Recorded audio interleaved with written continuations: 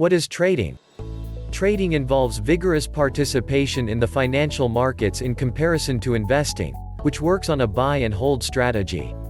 The success of trading is dependent on the ability of a trader to be profitable over a period of time. A trader is a person who gets involved in buying and selling of a financial asset in any financial market. He or she can buy or sell either for himself, herself, or on behalf of another individual or institution.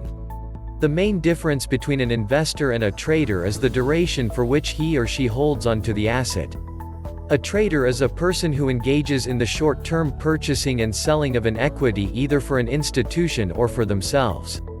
The disadvantages of trading include capital gains taxes, which is applicable to trades, and the expenses of paying brokers in the form of multiple commission rates. Trade is a primary economic concept which involves buying and selling of commodities and services, along with a compensation paid by a buyer to a seller. In another case, trading can be an exchange of commodities, services between parties. Trade can occur between producers and consumers within an economy. What are the advantages of trading?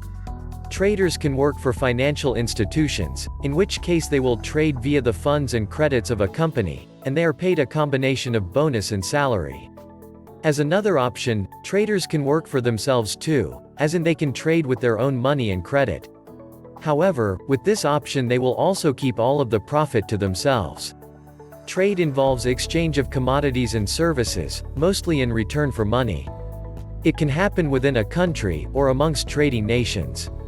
In case of international trade, the theory concerning comparative advantage speculates that trade proves to be a benefit to all parties, even though critics contend that it leads to stratification within countries in reality.